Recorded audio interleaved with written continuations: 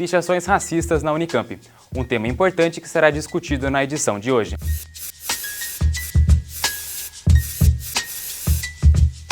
O movimento em Campinas busca conscientizar jovens skatistas.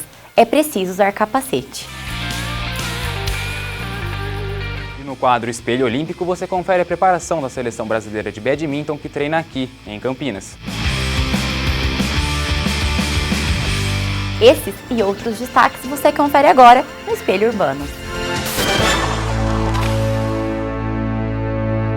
Olá, seja muito bem-vindo. Começamos o programa de hoje falando do Uber. Você sabia que Campinas foi a primeira cidade do interior a receber o aplicativo? Apesar de ser considerado ilegal, tem atraído muitos jovens. Vamos ver por quê. Além da facilidade de chamar pelo aplicativo, o preço do Uber é o que tem conquistado os jovens. Esta universitária é um exemplo. É muito bom porque é tudo pelo aplicativo, a gente consegue ver o perfil da pessoa que vai buscar a gente consegue escolher, cai direto pelo aplicativo o pagamento pelo cartão de crédito, não precisa ficar se preocupando com dinheiro, é mais confortável e tem água grátis. Normalmente, eles usam o Uber para voltar das festas, churrascos ou até mesmo do bar. Quando eu vou para festas, não voltar dirigindo bêbada, principalmente para sair à noite. Quando a gente vai para algum bar, alguma balada e vai beber, a gente pede Uber para ir para voltar. Segundo a assessoria do Uber, o aplicativo começou com 40 carros circulando por Campinas. Hoje, 4 meses depois, já conta com 400 veículos, número ainda inferior ao táxi, que conta com 960 carros em sua frota. Se você quiser ver, a gente pode usar os dois serviços para testar qual que é melhor.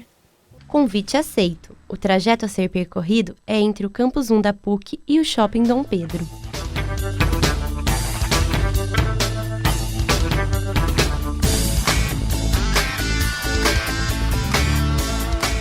98% dos meus passageiros que eu transporto é público jovem.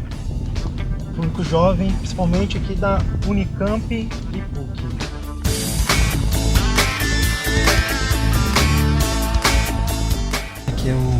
Esse aqui é, no caso, é o meu valor que eu vou receber. Esse aqui é o valor da sua corrida, 8,31. Agora chegou a vez de fazer o percurso de táxi. Agora vamos com o táxi pra gente ver como que é.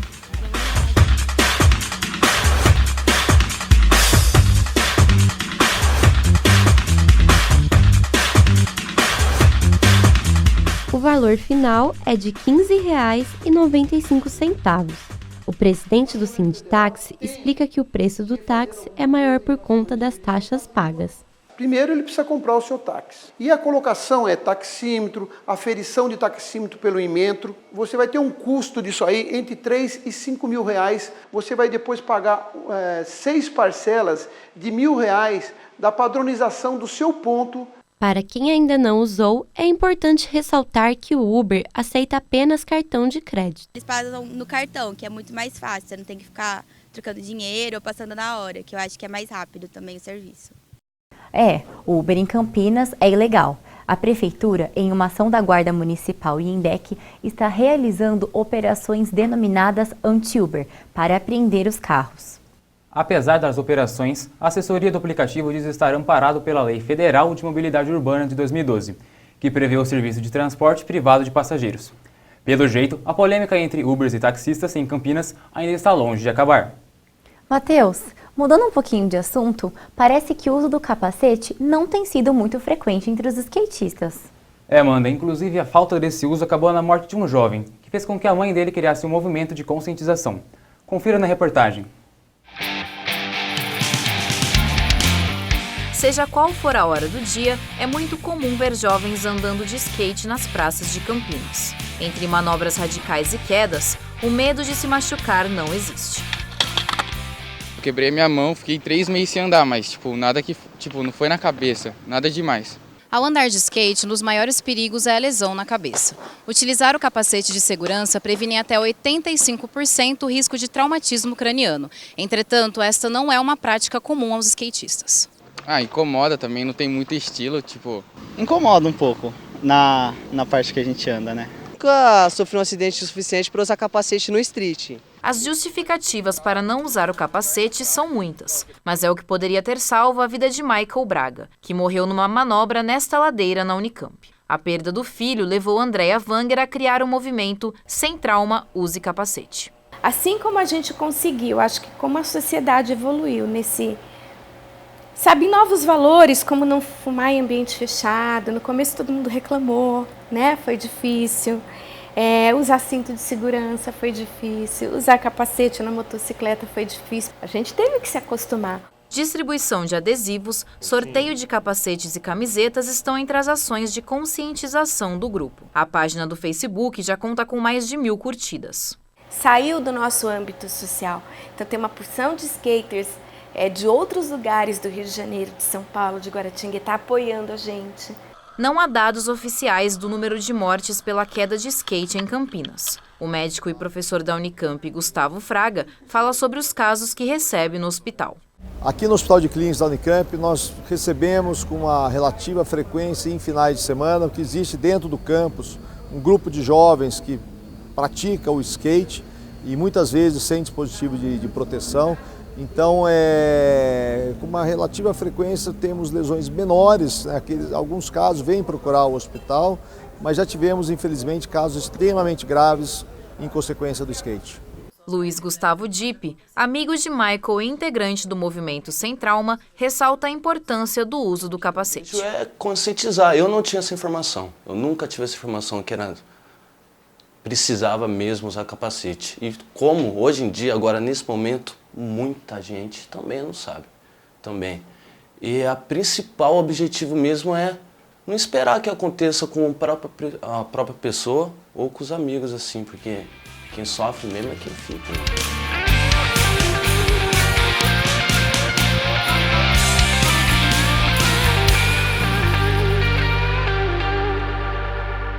Os integrantes do movimento elaboraram um projeto de lei em conjunto com a Secretaria de Esportes, que já foi aprovado pelo prefeito Jonas Donizete e enviado à Câmara.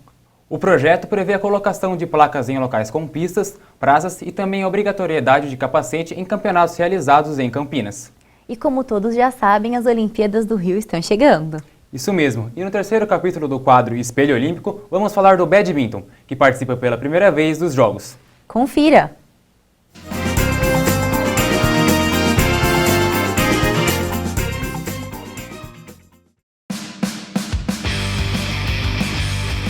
Nem adianta fazer cara feia. Na Seleção Brasileira de Badminton, que treina nesta sede no Jardim Bela Vista, em Campinas, é assim que funciona. Os atletas ouvem as instruções e vão para a quadra treinar os fundamentos. O motivo de tamanho esforço tem nome e sobrenome: as Olimpíadas do Rio 2016.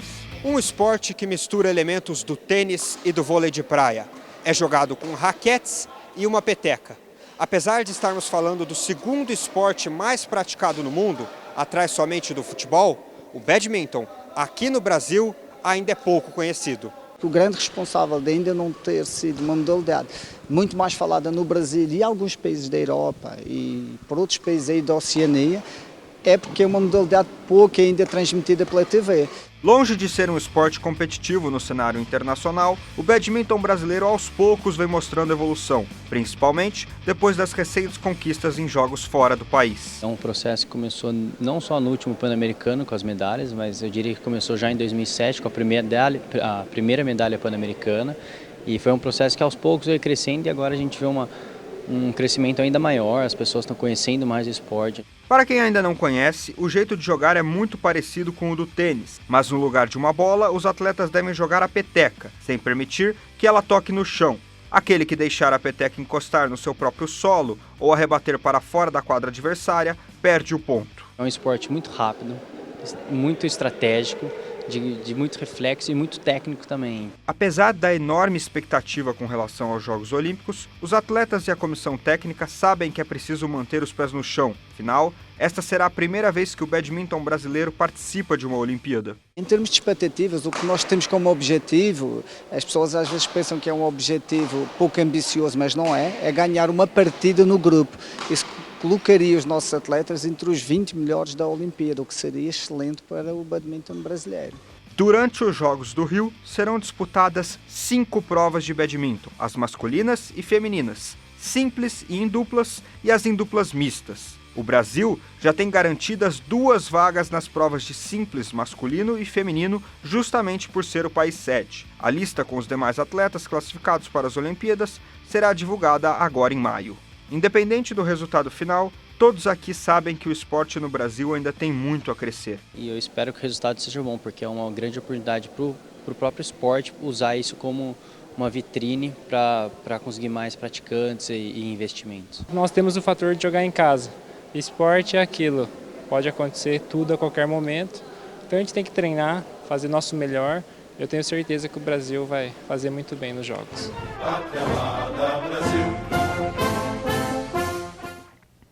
Nós vamos para um rápido intervalo e no próximo bloco você vai assistir o curta-metragem Preto no Branco. O tema são pichações racistas na Unicamp. Continue conosco.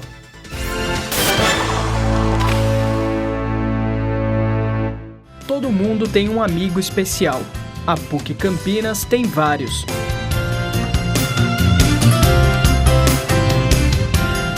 No CIAD, jovens e adultos deficientes da comunidade recebem auxílio para uma formação profissional e humanista. O CIAD fica no Campus 1 da PUC Campinas.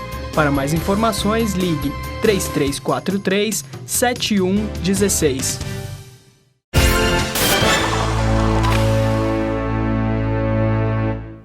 Ver atos racistas, infelizmente, ainda é comum no Brasil. Os alunos da Unicamp se depararam com uma série de pichações racistas no IFISH, Instituto de Filosofia e Ciências Humanas. Pois é, Matheus. Depois de quase 130 anos do fim da escravidão, ainda vemos cenas como essas. E para falar um pouco mais sobre esse assunto, está aqui no estúdio o coordenador da Organização para a Libertação do Povo Negro, Reginaldo Bispo. Olá, Reginaldo, seja bem-vindo. Oi, boa noite. Boa noite, Reginaldo. Antes da entrevista, nós vamos acompanhar o VT.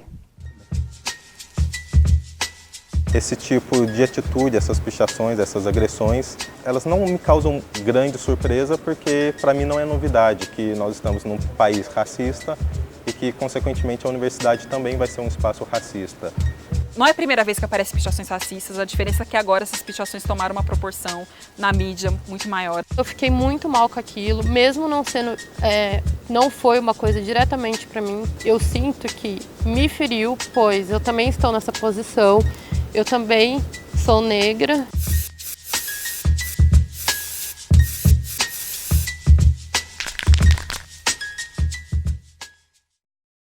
Pichações, inclusive, deixando bem claro que o alvo deles, o incômodo deles é com os pretos e pobres e com a questão das cotas, assim, né? Uma questão de classe, uma questão de raça e um repúdio a essa forma de acesso, assim. Vem muito com esse discurso contra cotas, vem a noção de que os negros estariam roubando as vagas que seriam das pessoas brancas. E isso mostra que, na verdade, existe uma confusão enorme, que pessoas que entendem que a universidade é um espaço de privilégio e deveria ser e deve continuar como sendo um espaço de privilégio. Eu vi a notícia no Facebook pelo Núcleo de Consciência Negra da Unicamp. Eu compartilhei na minha página pessoal e escrevi a minha posição diante daquilo de revolta.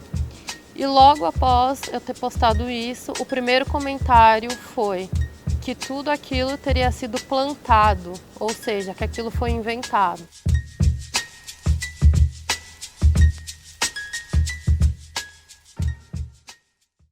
Eu sempre percebi o racismo desde a infância e essa questão sempre foi colocada. A minha mãe, ela não colocava essa questão para mim, assim, do ponto de vista de uma militância, mas uma frase que eu sempre ouvi a infância inteira, que a maioria das pessoas negras ouve, que olha, o martelo é mais pesado pra gente. Eu lembro de um colega olhando com desdém e gesticulando, assim, e foi muito importante, eu levei isso para a direção da escola, e naquela época nós tínhamos uma orientadora pedagógica negra, ativista do movimento negro, então ela soube me acolher naquele momento. Eu fingia que eu não sofria esse racismo e o que eu fazia? Eu tentava mudar isso. Eu alisei muito tempo o meu cabelo, eu não aceitava ele do jeito que ele era, porque as pessoas impunham para mim que eu não podia ter o meu cabelo crespo.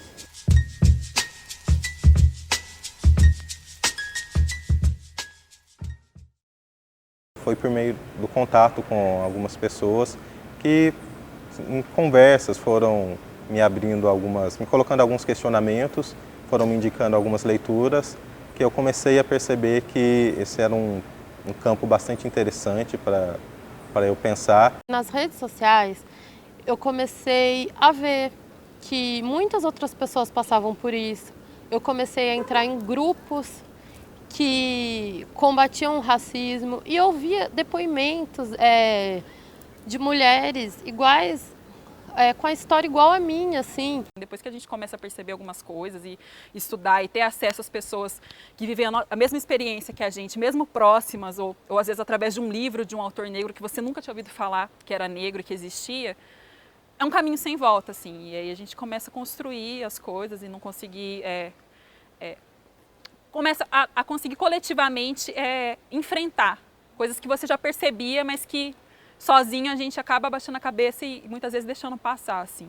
Graças a essas pessoas que me ajudaram, algumas que eu nem conheço, mas que dividiram a sua história e me ajudaram a entender e começar a lutar por essa questão. O racismo é um problema estrutural do Brasil e acho que é importante a gente entender isso para poder calibrar adequadamente as nossas ações.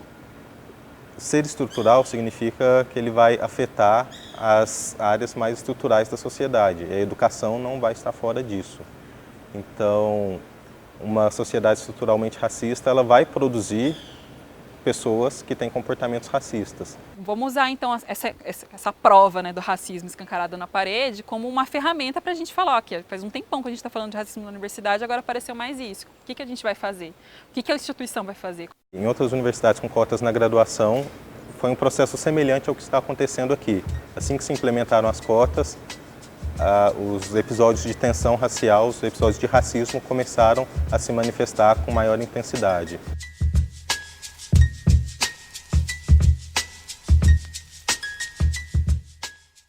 Sempre tem aquelas pessoas que vão falar que é exagero. Teve gente que quis insinuar que as pessoas negras que estavam inventando essas pichações para inventar que estava acontecendo racismo, como se a gente precisasse inventar alguma coisa, assim, como se já não fosse latente. Essas pessoas passaram a vida toda olhando negros como aqueles que são subservientes, aqueles que devem obedecer ordens. As pessoas são extremamente preconceituosas ainda e elas acham que os negros têm que ficar sempre naquela posição abaixo, naquela posição de escravidão. Então, quando eles entram na universidade, ou se destacam por alguma coisa, ou só de estarem na universidade, isso eu acho que já incomoda muitas pessoas. Eu tenho orgulho da minha cor, do meu cabelo e do meu nariz. Sou assim e sou feliz. Em nota, a Unicamp diz que repudia qualquer tipo de discriminação e diz que vai propor debates internos com o apoio da Comissão de Direitos Humanos da Câmara Municipal para elaborar ações de combate à discriminação racial.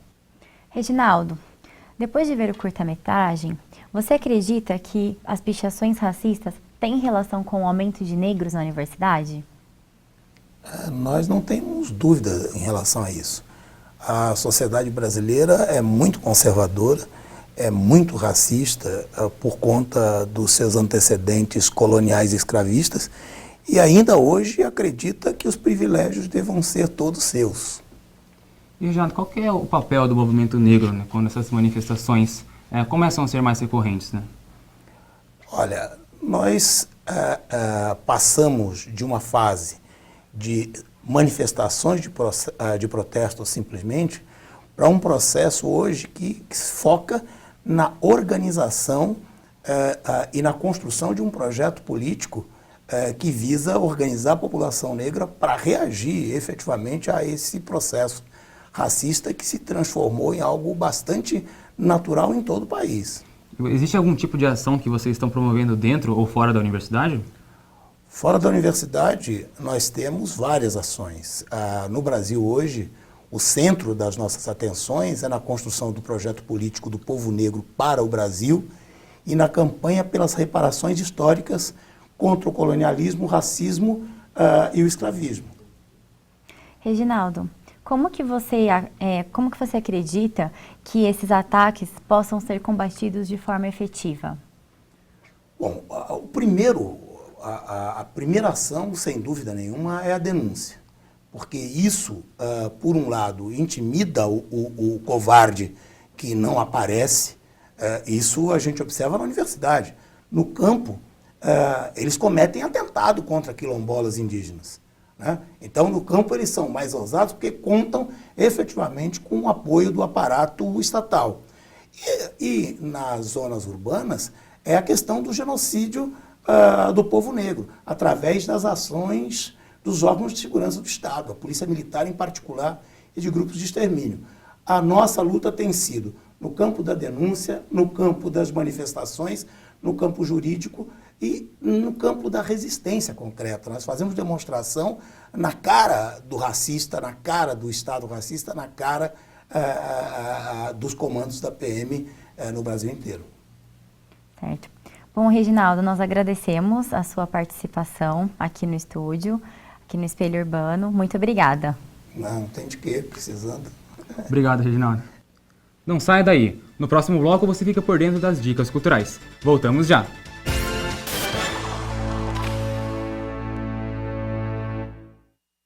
Todo mundo tem um amigo especial.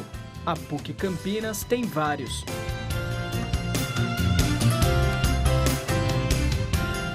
No CIAD, jovens e adultos deficientes da comunidade recebem auxílio para uma formação profissional e humanista. O CIAD fica no Campus 1 da PUC Campinas. Para mais informações, ligue 3343-7116.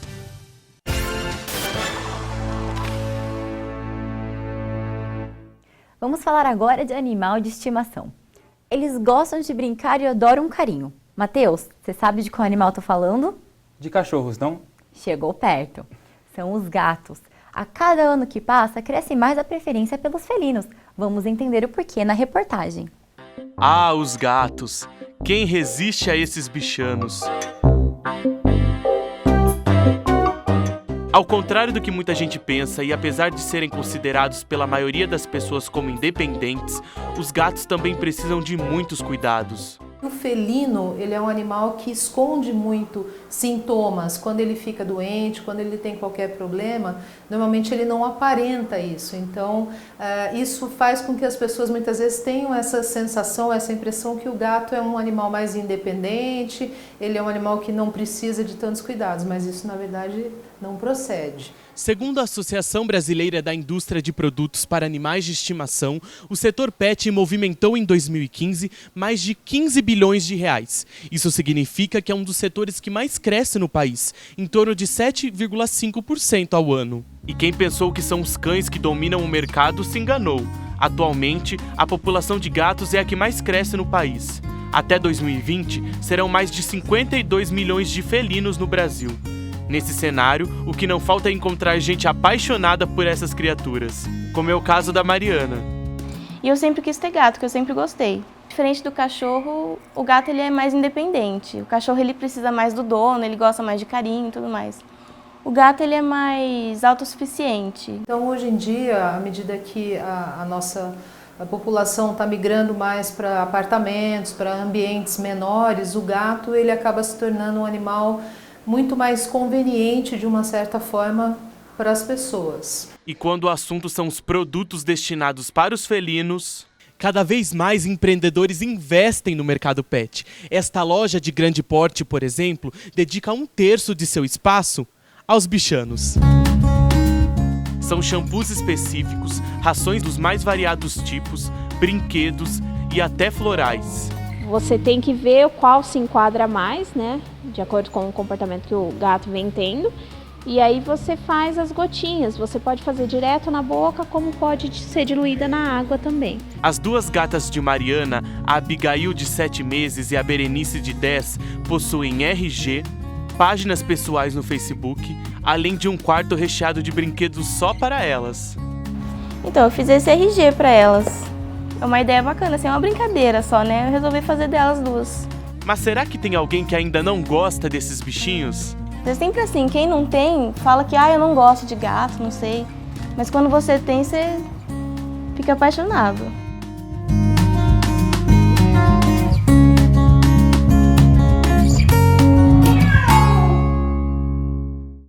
E agora, cultura. Em Campinas, o projeto Sound de Rua fez uma apresentação especial para comemorar o seu primeiro ano. A edição contou com a presença de DJs internacionais, como a dupla Alibi, uma das atrações da Tomorrowland 2016, e o DJ Big T, da Suíça. O show ocorreu na Estação Cultura no último sábado. Gosta de poesia? A Unicamp foi palco para o lançamento do livro Poesia para Encher a Laje. Vamos ver. Poesia quando você chega atrasado no trampo, vai desesperado procurar o seu patrão e descobre que ele não chegou porque também está atrasado. Este é um trecho do poema do livro Poesia para Encher a Laje, do geógrafo e poeta Renan Inquérito. Bom, esse livro aí, Poesia para Encher a Laje, é o segundo livro e, na verdade, ninguém começa escrevendo um livro, a gente começa escrevendo uma poesia. Quando você vê, você escreveu 2, 3, 4 e aí, depois de muitos anos que você vai ter um livro na mão. A obra é uma compilação com 68 dos poemas que tratam de assuntos como o cotidiano da periferia, o hip-hop, saraus, arte e educação. O livro está sendo lançado em diversos eventos, como esse na Unicamp, que trouxe as rimas para a Praça da Paz. O evento acabou em um sarau com a participação dos estudantes. Chegando tarde e exausto, fim de semana sem grana, liga a TV e vê Fausto. Ninguém gosta mais ver, ou então muda de canal. E é enganado pelo Gugu, mas que domingo legal, hein? O preço da obra de Renan é R$ 30 e pode ser adquirido no site da editora Litera Rua. E chegou o momento das dicas culturais. Fomos conferir as opções para Campinas e região nos próximos dias. Acompanhe com a gente. Fique ligado, maio é o mês da virada cultural de Campinas. Neste ano, o evento vai acontecer no último final de semana do mês, aqui na Estação Cultura. É isso mesmo, programe-se. As principais atrações serão Maria Gadu e o rapper Marcelo D2. Era provar pra todo mundo que eu não precisava provar nada pra ninguém. Eu quero ver se tu é homem, mané. Do jeito que eu sou, eu quero ver se tu é homem, mané. E tem outra novidade chegando para você. O Sesc Campinas recebe amanhã a exposição Gênesis, de um dos mais renomados fotógrafos do mundo, o mineiro Sebastião Salgado. A mostra é o resultado de mais de 30 viagens durante 8 anos de trabalho e traz ao público 100 fotografias dos lugares mais puros ecologicamente do planeta. A exposição fica até 31 de julho e tem a entrada gratuita. O horário de visitação e outras informações você confere no site do Sesc. E daqui da Estação Cultura você acompanha as outras dicas. A primeira é para quem gosta de stand-up. O comediante Eduardo Sterblit faz uma releitura de toda a sua vida e carreira no espetáculo Use-me, no Teatro Municipal de Americana, Lulu Benincase, no dia 7 de maio, às 9 horas da noite. Os ingressos custam R$ 35 a meia entrada. E agora a música. Campinas e região está com uma programação repleta de shows. Se eu fosse você, não deixava de conferir. Vamos dar uma olhada. No dia 7 de maio, o cantor Humberto Gessinger se apresenta meia-noite na Rede Eventos em Jaguariúna. O show faz parte de sua nova turnê, Louco Pra Ficar Legal, e tem entrada a partir de R$ 40. Bora, chegou a hora, a luz da aurora, boreal. Gosta de sertanejo? A dupla Pedro Paulo e Alex tem show marcado para o próximo dia 13 de maio, às 9 da noite, no Chapéu Brasil, em Sumaré. O preço dos ingressos você encontra no site. As novinhas tão sensacional. Para os amantes de rock, no dia 14 de maio a banda Matanza vai agitar a noite campineira com o lançamento do seu novo álbum, Pior Cenário Possível. O evento será realizado às 8 horas da noite no Brazuca Bar, em Barão Geraldo. Os ingressos custam a partir de R$ 40. Temos um sócio no clube dos canalhas, não admitimos que apontem nossas falhas. Ainda no cenário do rock brasileiro, o cantor Nando Reis vai estar em Paulínia. A apresentação é no dia 19 de maio, às 9 da noite, no Teatro Municipal da cidade. Os ingressos estão disponíveis no site oceaniatickets.com.br.